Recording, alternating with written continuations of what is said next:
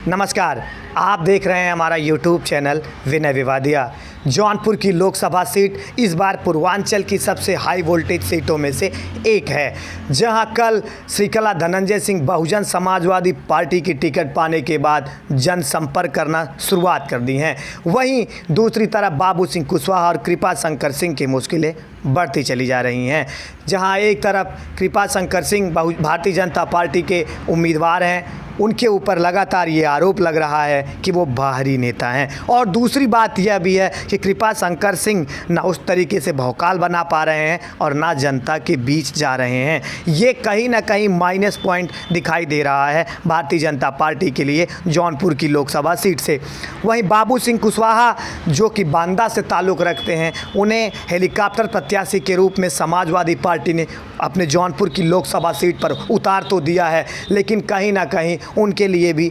जौनपुर की राह आसान होता नहीं दिखाई दे रहा है। वहीं बात की जाए बहुजन समाजवादी पार्टी के पद की प्रत्याशी श्रीकला सिंह, जो कि धनंजय सिंह की पत्नी भी हैं, और वो लगातार एक समय तो जब धनंजय सिंह को जेल हुआ था, उसके बाद श्रीकला सिंह जैसे शांत सी हो गई थी। तमाम खबरें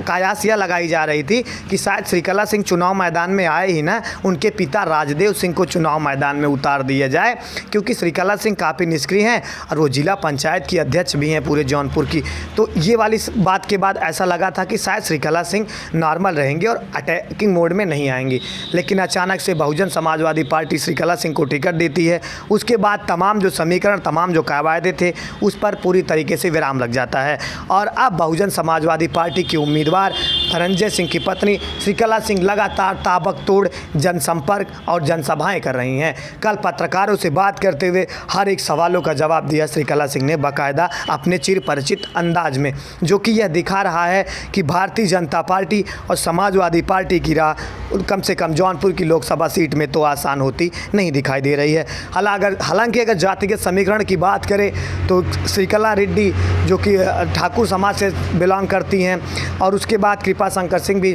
ठाकुर समाज से हैं जो कि चुनाव लड़ रहे हैं। तो दो ठाकुर अगर आपस में लड़ते हैं तो तीसरे का फ़ायदा होता दिखाई दे रहा है बाबू सिंह कुशवाहा को। अगर बाबू सिंह कुशवाहा की बात की जाए तो यादव समाज के जितने भी बिरादर, यादव समाज हो गए, मुस्लिम समाज का भी उनको साथ मिलने वाला है। उसके बाद कुशवाहा समाज, मौर्य समाज अगर उनका साथ देता है तो कहीं ना कहीं बाबू सिंह कुशवाहा भी एक बहुत बड़ी दावेदारी पेश कर रहे हैं इस समय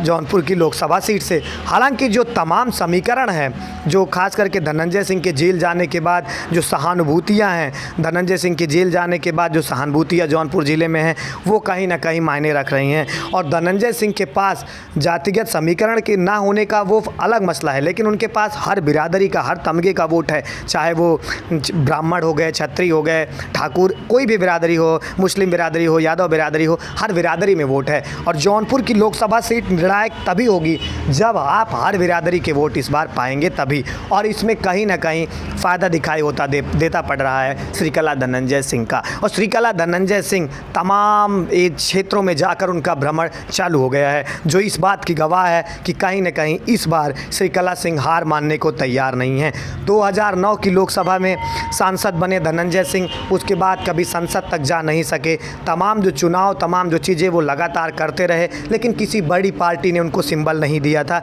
चाहे वो मल्लनी विधानसभा की विधायकी की बात की जाए, चाहे जौनपुर की लोकसभा की सांसदी की बात की जाए। बहन कुमारी मायावती जी ने ही धनंजय सिंह को एक बार दिल्ली तक ले जाने का कार्य किया था, तो दोबारा बहन कुमारी मायावती ने धनंजय सिंह के ऊपर हाथ फेर दिया है, जो कि इस बात का सबूत है कि धनंजय सिंह और मायावती मिलकर जौनपुर के किले को फतह करने वाली हैं। हालांकि अभी ये तो भविष्य बताने वाला है जनता किसकी तरफ अटैकिंग है, लेकिन जनता की जो राय है, जनता की जो अभी भी रुझान है, वो कहीं ना कहीं धनंजय सिंह की ओर दिखाई देता पड़ रहा है, क्योंकि